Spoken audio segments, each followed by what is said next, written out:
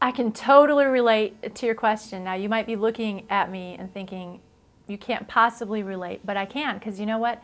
There are a couple of funky things about my body that I don't like. Okay, one of them is that when I shave my legs, I get red spots up and down the backs of them.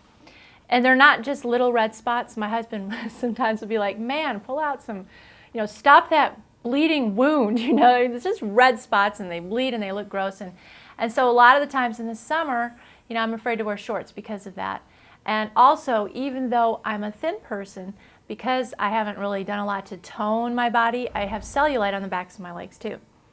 So I can relate to your question because I've spent a lot of years, kind of being okay, around the house, it doesn't bother me. But then when I get out, feeling like I shouldn't show those parts of me. And the really strange thing about that is I have this feeling that it's almost like I'm doing a disservice to humanity for them to have to view my imperfections. I don't know if that makes any sense to you, but that's what I've finally begun to realize is like, I thought it was wrong of me to be out in public with any part of my body that didn't look right.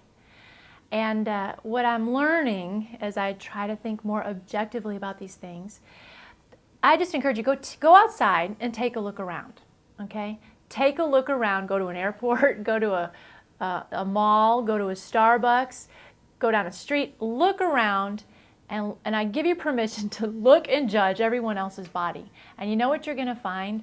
So few bodies are perfect. I mean, I see girls that wear these cute little, tiny little shirts and stuff, and they let, their tummies hang out more than I would ever, and yet they look fine because they're confident, they're feeling okay in their bodies. The point is, we all have things wrong with our bodies, and there is nothing wrong with just embracing that and moving on. Because I'll tell you, you can either live life sequestered inside your house or really live life. That's what I'm trying to do now. That's what I encourage you to try to do too.